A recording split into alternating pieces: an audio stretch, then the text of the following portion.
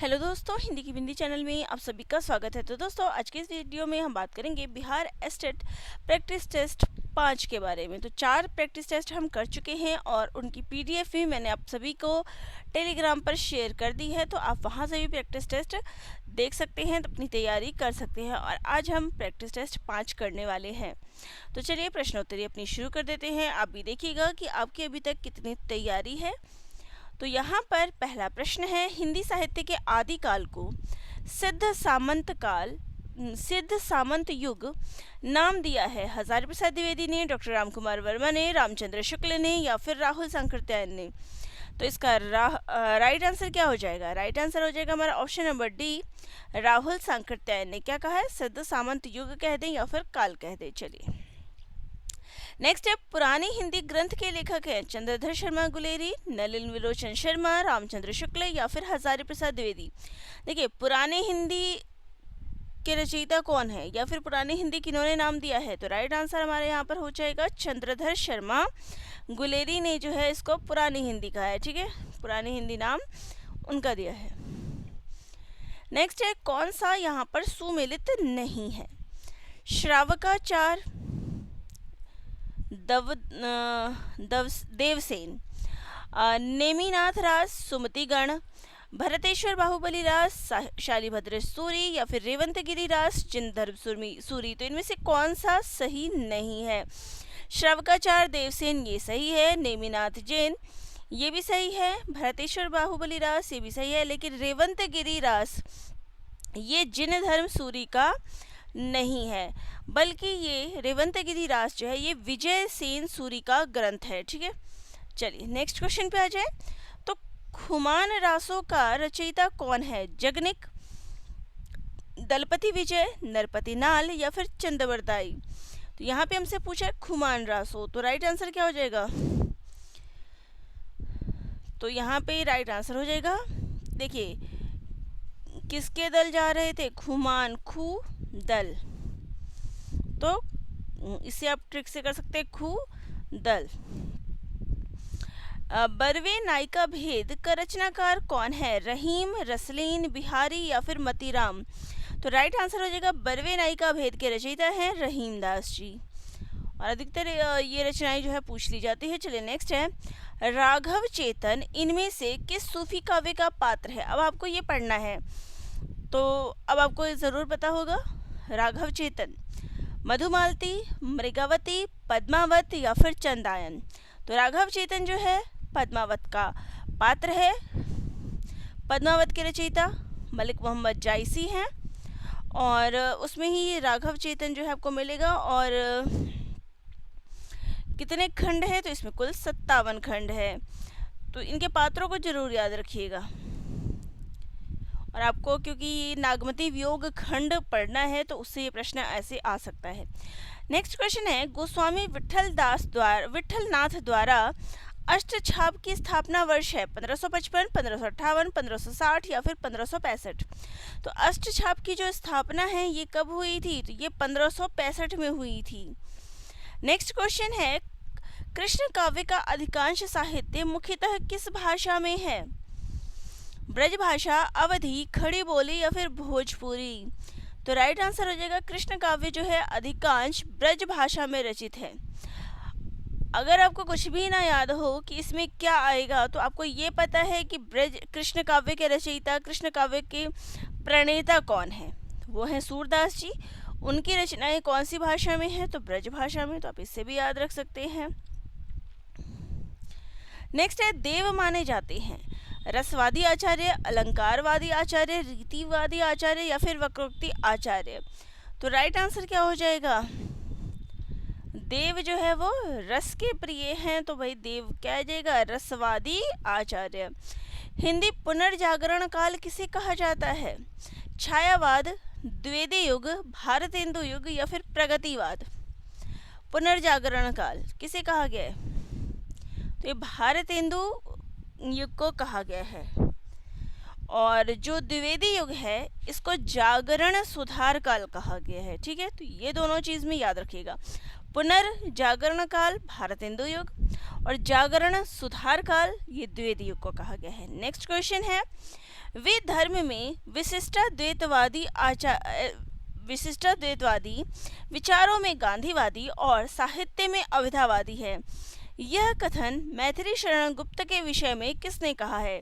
Doctor Ganpati चंद्र गुप्त ने, doctor Hazari Prasad Dwivedi ने, डॉक्टर बच्चन सिंह ने या फिर डॉक्टर रामचंद्र शुक्ल ने?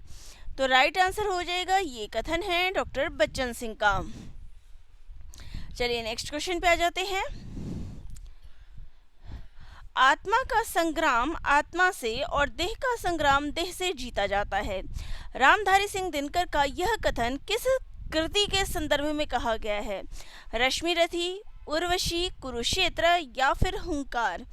तो राइट आंसर है ऑप्शन नंबर सी। ये कथन जो है उनके कृति कुरुक्षेत्र के विषय में कहा गया है। नेक्स्ट क्वेश्चन है, प्रगतिशील लेखक संघ का प्रथम अधिवेशन किस सन में हुआ था? सन 1929 में, सन 1936 ईस्वी में, सन 1926 ईस्वी में या फिर सन 1943 ईस्वी में? तो राइट आंसर यहाँ पर हमारा हो जाएगा सन 1936 ईस्वी में। और किसकी अध्यक्षता में ये शुरू हुआ था? किसकी अध्यक्षता में हुआ था? प्रेमचंद जी की, मुंशी प्रेमचंद। ठीक है, और कहाँ पर हुआ था? तो लखनऊ में हुआ था। ये 2-3 चीजें होती है, इस पे प्रश्न पूछ लेते हैं।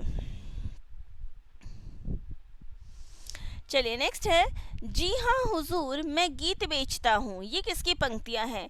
अज्ञे जी की, गिरजा कुमार माथुर की, भवानी प्रसाद मिश्र या फिर शमशेर बहादुर सिंह? तो राइट आंसर हो जाएगा यहाँ पे ऑप्शन नंबर सी, भवानी प्रसाद मिश्र की।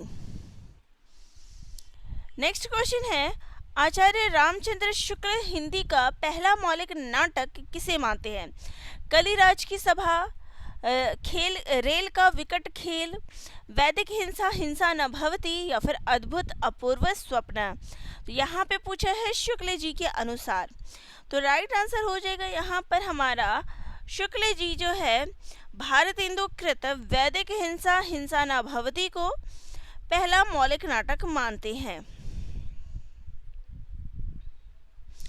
चलिए नेक्स्ट है, लहरों के राजहंस नाटक के नाटककार है उपेंद्र नाथ अश्क, मोहन राकेश, हरिकृष्ण प्रेमी या फिर सेठ गोविंद दास? तो राइट आंसर हो जाएगा यहाँ पे लहरों के राजहंस मोहन राकेश की रचना है। इसके अलावा इनके अन्य नाटक है जो परीक्षा में पूछ ले जाते हैं। तो आषाढ़ का एक दिन और आधे अधूरे, ये 2 नाटक जो है पूछ लिया जाता है। चलिए नेक्स्ट क्वेश्चन है, झूठा सच के दूसरे भाग का शीर्षक है वतन और देश, देश का भविष्य, देश का वर्तमान, देश की स्थिति। तो यहाँ पे पूछा है झूठा सच के दूसरे भाग का नाम। तो देखिए पहले भाग का नाम है इसका वतन और देश, ठीक है, और दूसरे भाग का नाम है देश का भविष्य। तो यहाँ पे हमारा right answer option number B हो जाएगा। लेकिन याद रखना है कि इसके पहले भाग का भी नाम क्या है। इसके प्रकाशन वर्ष की भी बात कर लेते हैं। तो इसका प्रकाशन वर्ष है वतन और देश, इसका प्रकाशन वर्ष है 1958 ईस्वी और देश का भविष्य इसका प्रकाशन वर्ष है 1960 ईस्वी। चलिए नेक्स्ट क्वेश्चन पे आते हैं। है 30, 40, 50 उपन्यास के लेखक हैं केशव प्रसाद मिश्र, भैरव प्रसाद गुप्त, राजेंद्र यादव या फिर प्रभाकर माचवे? तो राइट आंसर हो जाएगा हमारे यहाँ पर ये रचना है प्रभाकर माचवे की। ठीक है, नेक्स्ट क्वेश्चन है, वृंदावन लाल वर्मा का प्रसिद्ध उपन्यास कौन सा है? दादा कॉमरेड? नहीं, ये यशपाल की रचना है। मृगनयनी, भाग्यवती या फिर सेवा सदन? तो राइट आंसर हो जाएगा यहाँ पर हमारा ऑप्शन नंबर बी, मृगनयनी। ठीक है, ये वृंदावन लाल वर्मा की रचना है। बाकी बात कर ले दादा कॉमरेड, तो ये मैंने बता दिया कि ये यशपाल की रचना है। भाग्यवती ये श्रद्धाराम फुल्लौरी की रचना है। सेवा सदन प्रेमचंद की रचना है। ठीक है, सलाम कहानी संग्रह के लेखक कौन है? मोहनदास नैमिष राय, जयप्रकाश करदम, ओम प्रकाश वाल्मीकि या फिर अरविंद गही? तो राइट आंसर क्या हो जाएगा हमारा? सलाम कहानी किसकी है? तो ओम प्रकाश वाल्मीकि की। नेक्स्ट क्वेश्चन है, परिंदे संग्रह में संकलित कहानियों की संख्या है 9, 5, 7 या फिर 13। तो परिंदे कहानी संग्रह में कुल कितनी कहानियां संकलित है? तो इसमें कुल 7 कहानियां संकलित है। ठीक है,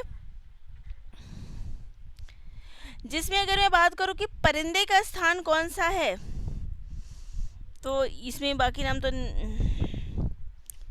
इसमें कुल कितनी कहानी है? तो 7 कहानी है।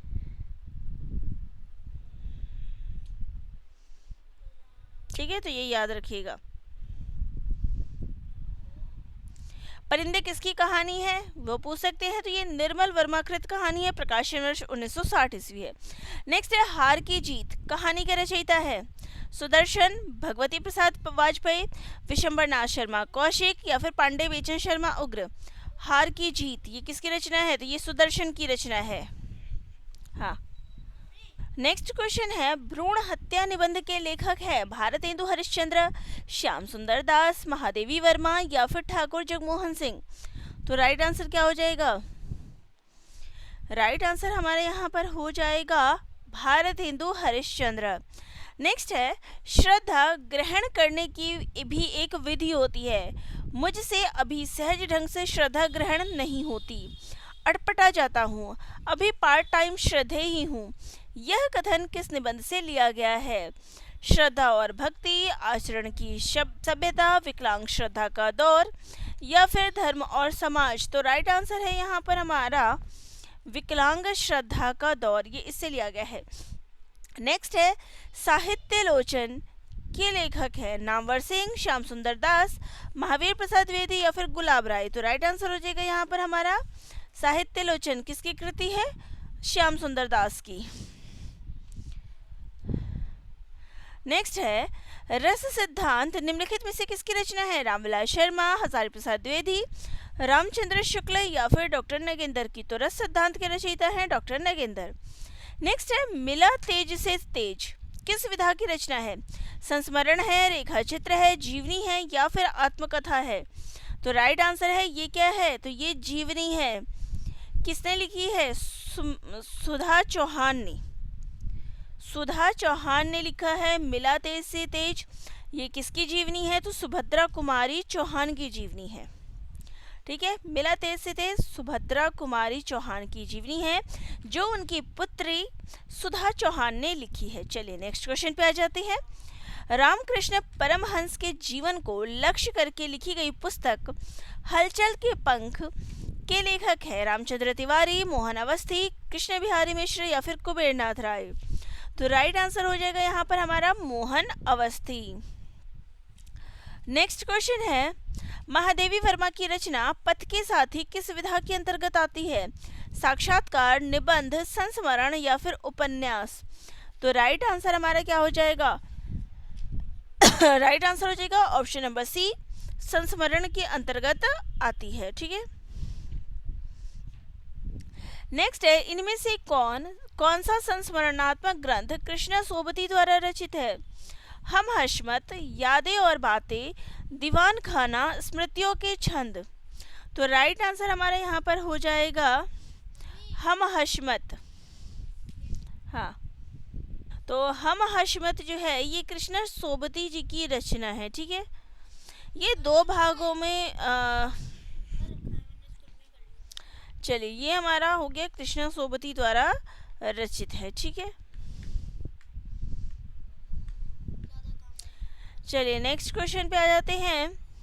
सरयू में संकलित रचना आलोपी का रचनाकार इनमें से कौन है? भगवती प्रसाद वाजपेयी, नरेश मेहता, महादेवी वर्मा या फिर श्रीधर पडारकर। सरयू में संकलित आलोपी इसके रचनाकार कौन है? तो ये है महादेवी वर्मा। ठीक है, और आलोपी जो है ये अतीत के चलचित्र में दिया गया है। ठीक है, नेक्स्ट है, निम्नलिखित में से कौन सा रस का अवयव नहीं है? व्यभिचारी भाव, विभाव, स्थायी भाव, अलंकार या तो बताइए इसका राइट आंसर क्या हो जाएगा? तो अलंकार जो है ये रस के अवयव में नहीं आता, विभाव, स्थायी भाव, व्यभिचारी भाव ये आता है। ठीक है, नेक्स्ट है, निम्नलिखित पंक्तियों में कौन सा रस है? श्री कृष्ण के सुन वचन अर्जुन क्रोध से जलने लगे, सब शोक अपना भूल कर करतल युगल मलने लगे। रौद्र रस, हास्य रस, अद्भुत रस या फिर विभत्स रस। तो राइट आंसर क्या हो जाएगा यहाँ पर? तो यहाँ पर देखिए रौद्र रस है। श्री कृष्ण के सुन वचन अर्जुन क्रोध, क्रोध की बात हो रही है तो क्या आ जाएगा? रौद्र रस। ठीक है। मैं ऐसा महावीर हूँ, पापड़ तोड़ सकता हूँ, अगर अगर गुस्सा आ जाए तो कागज को मरोड़ सकता हूँ। अब यहाँ पर कौन सा रस निहित है?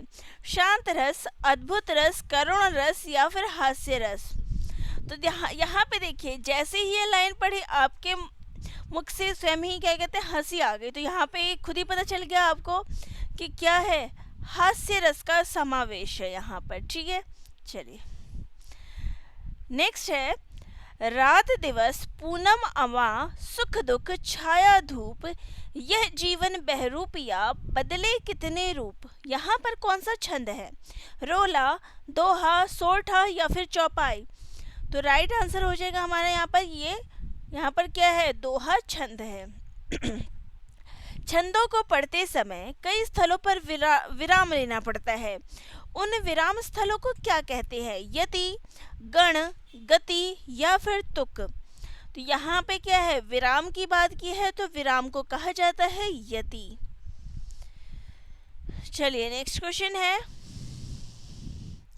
रहीमन चुप हुए बैठिए, देखी दिनन के फेर, जब नी के दिन आए है, बनत न लागी है बेर। यहाँ पे कौन सा छंद है? दोहा, सोरठा, रोला या फिर चौपाई। तो राइट आंसर है यहाँ पर क्या है? दोहा छंद का प्रयोग किया गया है। चलिए नेक्स्ट क्वेश्चन पे आते हैं। जहाँ उपमेय स्वयं अपना उपमान हो वहाँ अलंकार होता है। उपमेयोपमा, मालोपमा, व्यतिरेक या फिर अन्वय। तो राइट आंसर यहाँ पर हो जाएगा वहाँ पर अन्वय अलंकार होता है। नेक्स्ट है पाई महावर दिन को, नाइन बैठी आई, फिर जानी महावरी, एड़ी मीड़ित जाए।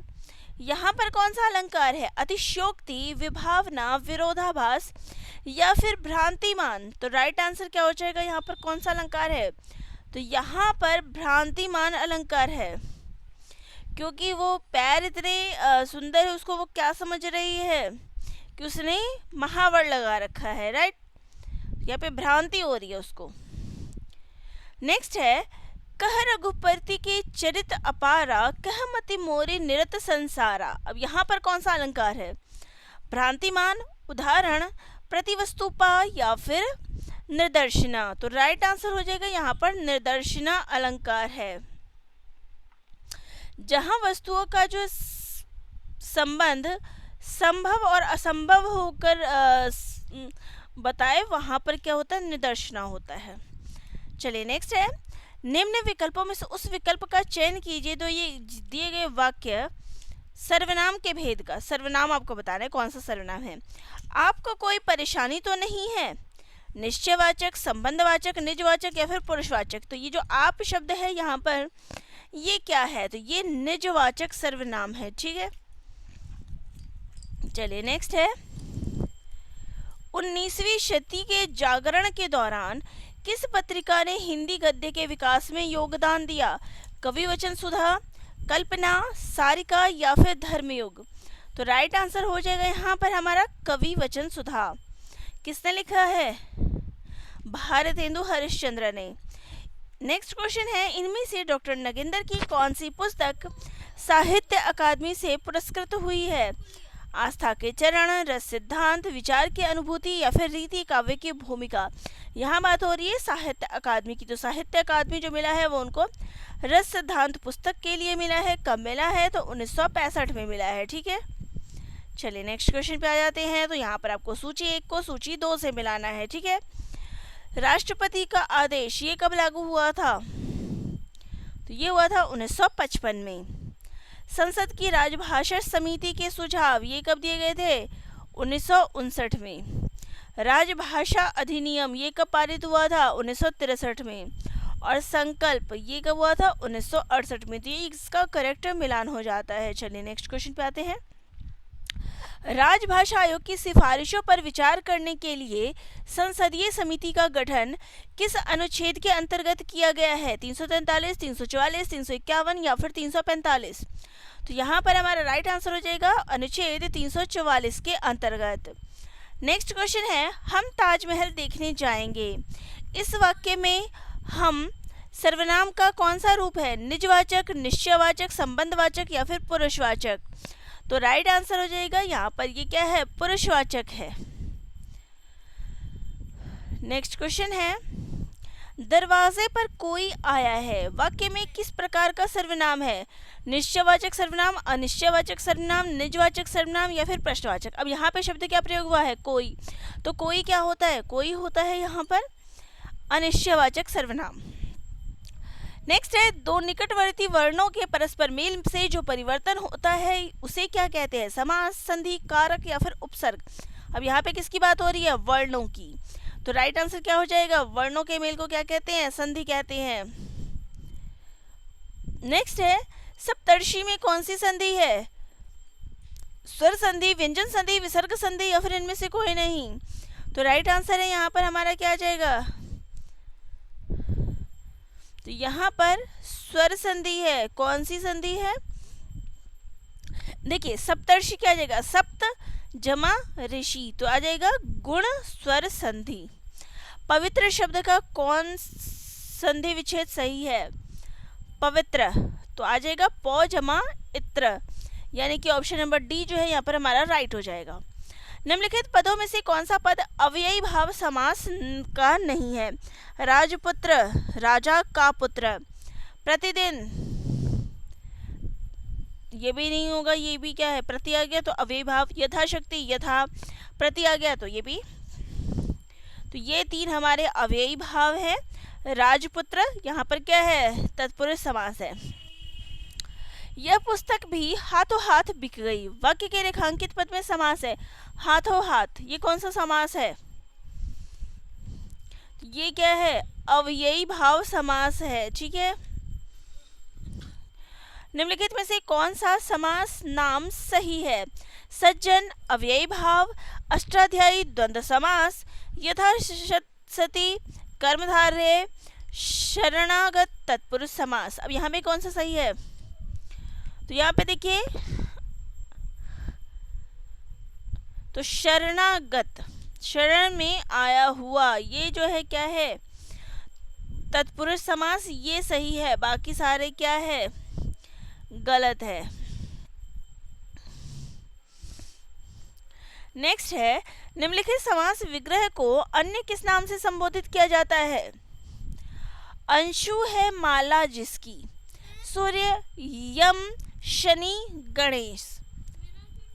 तो अंशु का यहाँ पर क्या तात्पर्य है? तो अंशु से तात्पर्य यहाँ पर है सूर्य से। अंशु है माला जिसकी, तो अंशु है माला यानी कि सूर्य।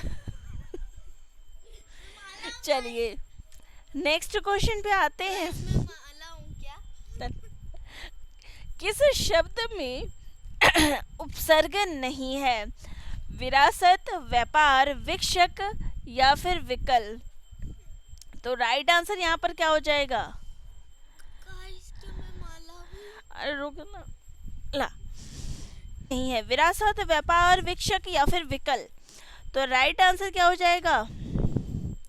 विरासत। यहाँ पे उपसर्ग नहीं है, जबकि व्यापार में वी उपसर्ग, विक्षक में वी उपसर्ग और विकल में वी उपसर्ग का प्रयोग हुआ है।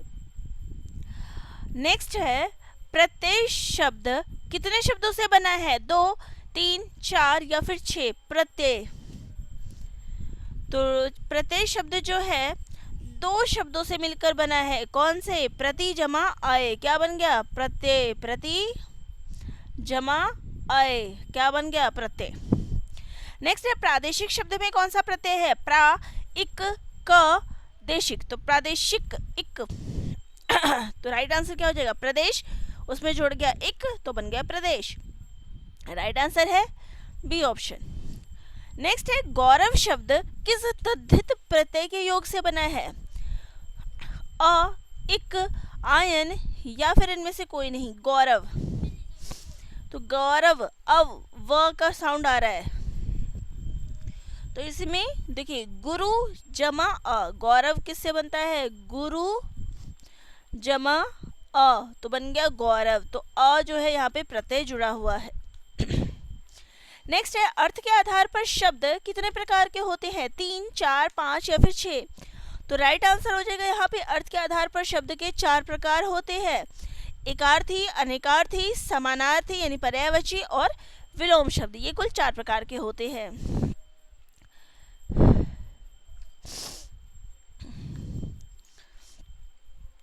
नेक्स्ट है किनारा का पर्यायवाची शब्द नहीं है। तट किनारा होता है, मुहाना, तीर या फिर कर। तो राइट आंसर क्या हो जाएगा? देखिए कर का मतलब होता है, एक तो आप कर यानी टैक्स कह सकते हैं, और दूसरा जो है कर का मतलब होता है हाथ। जीव का पर्यायवाची है वचन, रसना, ध्वनि या फिर जीव। जीव, जीव का पर्यायवाची क्या हो जाएगा? रसना। इनमें मदिरा का पर्यायवाची कौन सा नहीं है? सुरा, मधु, असी या फिर मद। सुरा भी होता है, मधु भी होता है, एक मिनट, सुरा होता है, मद होता है, मधु भी होता है, अमी नहीं होता। अमी जो है किसका होता है? अमी जो है क्या कहते हैं उसको? अमृत का होता है, ठीक है। अमी हलाहल मद भरे, तो अमी जो है अमृत का होता है। जाके प्रिय न राम वेदेही, तजिए ताहि कोटि बैरी सम, यद्यपि परम स्नेही।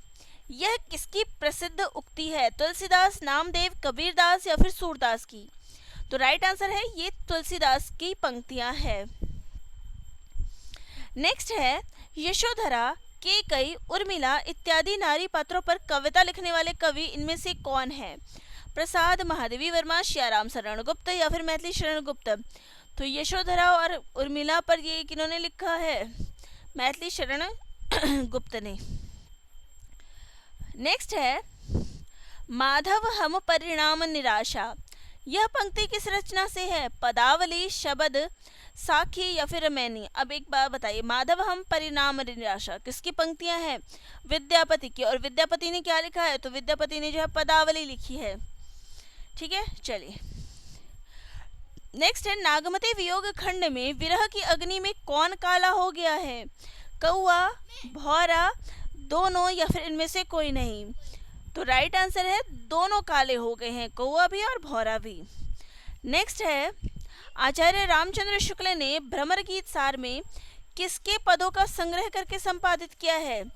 नंददास, तुलसीदास, सूरदास या फिर केशवदास? अब एक बात बताइए, भ्रमर गीत सार, ये भ्रमर गीत किसकी रचना है? तो सूरदास की है। राइट आंसर हो जाएगा ऑप्शन नंबर सी। नेक्स्ट है होरी के परिवार ने पछाई गाय का नाम क्या रखा था? सुंदरिया, पछाइया, नथुनिया या फिर झुनिया? तो राइट आंसर क्या है? होरी की गाय का नाम क्या था? तो होरी की गाय का नाम था सुंदरिया। नेक्स्ट है चंद्रगुप्त नाटक में सिकंदर का सेनापति कौन था? फिलिप्स, सेल्यूकस, सिहरण या फिर शकटार? तो राइट आंसर है यहाँ पर सेल्यूकस। नेक्स्ट है चंद्रगुप्त नाटक में चंद्रगुप्त के माता को साथ लेकर कौन नंद के राज मंदिर में प्रवेश करता है? राक्षस, शकटार, वररुचि या फिर अलका? तो राइट आंसर है वररुचि। नेक्स्ट है त्यागपत्र उपन्यास में मृणाल की सहेली कौन रहती है? शीला, शोभा, सोना या फिर रूपा? सोना और रूपा तो गोदान की पात्र है, तो राइट आंसर है शीला। त्यागपत्र उपन्यास में प्रमोद जज की नौकरी से त्यागपत्र क्यों देता है? पिता के आचरण से, माँ की परेशानी से, बुआ की व्यथा से या फिर अपनी बीमारी से? तो बुआ की व्यथा से। नेक्स्ट है सौंदर्य का यह सहज उपभोग हमारे लिए केवल एक सपना है। आषाढ़ का एक दिन नाटक में यह कथन किसका है? प्रियंगु मंजरी, मल्लिका, कालिदास या फिर अंबिका का? तो राइट आंसर है ये कथन है प्रियंगु मंजरी का। नेक्स्ट है आषाढ़ का एक दिन में संगनी पात्र है, राजकन्या, कवि पत्नी, नागरी या फिर दासी। तो ये नागरी रहती है। नेक्स्ट है, गोदान उपन्यास में वकील नामक पात्र का वास्तविक नाम क्या है? अमर सिंह, समर सिंह, श्याम बिहारी तनखा या फिर राम बिहारी तनखा। तो राइट आंसर है यहाँ पे श्याम बिहारी तनखा। तो ये जो है मुख्य रूप से बीमा कंपनी में दलाली का काम करता है। नेक्स्ट है, मैं मन से माती शरीर सरोवर कहे कबीर। प्रस्तुत पंक्ति में कौन सा अलंकार है? श्लेष, अनुप्रास, उपमा, रूपक। तो राइट आंसर क्या हो जाएगा यहाँ पर? क्या है? मैं मन माती, क्या आ जाएगा? माँ आ गया, शरीर सरोवर, कहे कबीर क। तो यहाँ पे आ जाएगा अलग अलग वर्णों की आवृत्ति है, माँ की है, सा की है, का की है, अनुप्रास। नेक्स्ट है, विद्यापति की पदावली में आए हुए पद सर सिज बिनु सरसर बिनु सरसिज की सरसिज बिनु सूरे, यहाँ पर कौन सा अलंकार है? यमक, श्लेष, अनुप्रास या फिर वक्रोक्ति। तो यहाँ पर भी हम देख सकते हैं कि स वर्ण की बार बार आवृत्ति हो रही है, तो यहाँ पे अनुप्रास अलंकार है। नेक्स्ट है, करो अभिलाष मन ही पद पंकज, अहो निसी कोर अगोरी। यहाँ इस पद के रचयिता हैं तुलसीदास, केशवदास, विद्यापति या फिर सुंदरदास। तो राइट आंसर हो जाएगा इसके रचयिता हैं विद्यापति। नेक्स्ट है, हिमालय कविता में कवि ने हिमालय पर्वत के लिए किस शब्द का प्रयोग किया गया है? दिव्यभाल, विशाल, नगपति या फिर वनस्पति। तो राइट आंसर हो जाएगा यहाँ पर ऑप्शन नंबर सी, नगपति। मेरे नगपति मेरे विशाल, ऐसे करके शब्द प्रयोग किया है, तो नगपति आएगा। चलिए नेक्स्ट है, निराला की वह तोड़ती पत्थर कविता किस प्रकार की है? प्रयोगवादी, छायावादी, प्रगतिवादी या फिर नक्सलवादी। तो ये प्रगतिवादी कविता है। नेक्स्ट है, चिर विषाद विलीन मन की पंक्ति किस कविता की है? गांव के घर, हार जीत या फिर तुमुल कोलाहल कलह में। तो राइट आंसर है यहाँ पर तुमुल कोलाहल कलह में। किसकी रचना है? प्रसाद की। ठीक है। नेक्स्ट है, मैंने उसको जब जब देखा लोहा लोहे जैसा तपते देखा। तो यहाँ पर तपना का क्या अर्थ है? आग में तपना, संघर्ष, आगम या फिर इनमें से सभी। तो राइट आंसर हो जाएगा संघर्ष। नेक्स्ट है, शासन की बंदूक कविता में निम्न में से किस महान व्यक्ति का उल्लेख किया गया है? आचार्य विनोबा भावे, सुभाष चंद्र बोस, बाल गंगाधर तिलक या फिर इनमें से कोई नहीं। तो राइट आंसर है आचार्य विनोबा भावे। नेक्स्ट है, जीवन का झरना कविता में कवि ने निर्झर का पानी किसे बताया है? संघर्ष, मनमानी, आजादी या फिर मस्ती को। तो राइट आंसर हो जाएगा यहाँ पर हमारा मस्ती को। सूरदास की भक्ति पद्धति का दार्शनिक आधार क्या है? द्वैतवाद, द्वैताद्वैतवाद, शुद्धाद्वैतवाद या फिर अद्वैतवाद। तो राइट आंसर हो जाएगा शुद्धाद्वैतवाद। नेक्स्ट है, मेघ गीत कविता में किसका आवाहन किया गया है? राम, मेघ, कृष्ण या फिर इनमें से कोई नहीं। तो राइट आंसर है मेघ का। नेक्स्ट है, गेहूं और गुलाब निबंध में गेहूं किसके प्रगति का प्रतीक है? भौतिक, आर्थिक, राजनीतिक या फिर सभी। तो राइट आंसर है इन सभी का। नेक्स्ट है, आचरण की सभ्यता निबंध के अनुसार आचरण की सभ्यता की भाषा सदा कैसी रहती है? मौन, वाचाल, असहज या फिर कठिन। तो राइट आंसर है आचरण की सभ्यता क्या है? सदा मौन रहती है इसकी भाषा। नेक्स्ट है, नाखून क्यों बढ़ते हैं? निबंध के अनुसार मनुष्य के पश्चता को जितनी बार भी काट दो वो क्या होना नहीं जानता? मरना, बढ़ना, हंसना या फिर पढ़ना। तो राइट आंसर हमारा क्या हो जाएगा यहाँ पर? राइट आंसर हो जाएगा मरना। नेक्स्ट है, रामचंद्र शुक्ल के श्रद्धा और भक्ति तथा लोभ और प्रीति निबंध किस श्रेणी में आते हैं? भाव या मनोविकार, साहित्य सिद्धांत संबंधी, विचारात्मक या फिर साहित्य समीक्षा संबंधी। तो राइट आंसर हो जाएगा ये भाव या मनोविकार के अंतर्गत आते हैं। नेक्स्ट है, पूस की रात कहानी का प्रकाशन वर्ष है 1925, 1920, 1930 या फिर 1928। तो राइट आंसर हो जाएगा 1930 ईस्वी। पंचलाइट कहानी फणीश्वरनाथ रेणु के किस कहानी संग्रह में संकलित है?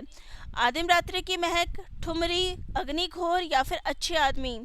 तो राइट आंसर है ठुमरी कहानी संग्रह में। नेक्स्ट है रामचरितमानस की अयोध्या कांड की रचना कहाँ की गई थी? काशी, चित्रकूट, अयोध्या या फिर प्रयागराज में? तो राइट आंसर है अयोध्या में। नेक्स्ट है कानों में कंगना कहानी से संबंधित असत्य कथन है। लेखक ने यह कहानी आगरा में अपने अध्ययन काल में लिखी। यह प्रेम और वासना के अंतर को स्पष्ट करने वाली मार्मिक कहानी है। कहानी में एक राजकुमारी का निर्धन से विवाह होने की पीड़ा का चित्रण है। लेखक का यह कहानी प्रतियोगिता में प्रथम पुरस्कार से सम्मानित हुई। तो राइट आंसर है कि इसमें एक निर्धन राजकुमारी की कहानी जो है दी गई है, ये गलत है। नेक्स्ट है उसने कहा था कहानी कितने भागों में विभाजित है? 3, 4, 5 या फिर 8? तो राइट आंसर है 5 भागों में। कहानी का प्लॉट कहानी के अनुसार दारोगा जी की तरक्की किसके कारण नहीं हुई? मुंशी जी के, घोड़ी के, बाबू साहब के या फिर कुत्ते के? तो राइट आंसर है घोड़ी के। नेक्स्ट है चीफ की दावत कहानी के अनुसार श्यामनाथ की मां कहाँ जाने की इच्छा प्रकट करती है? काशी, प्रयाग, हरिद्वार या फिर नैमिषारण्य? तो राइट आंसर है यहाँ पर हमारा option number C, Haridwar. Next है मैं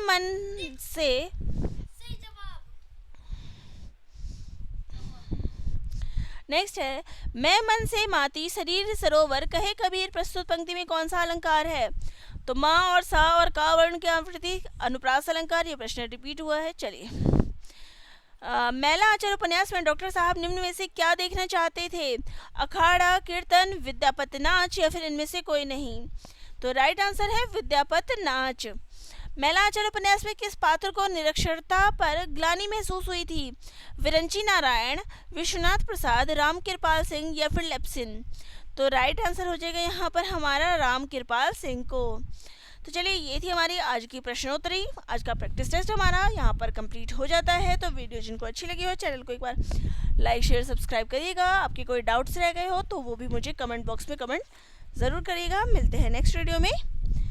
सभी का धन्यवाद।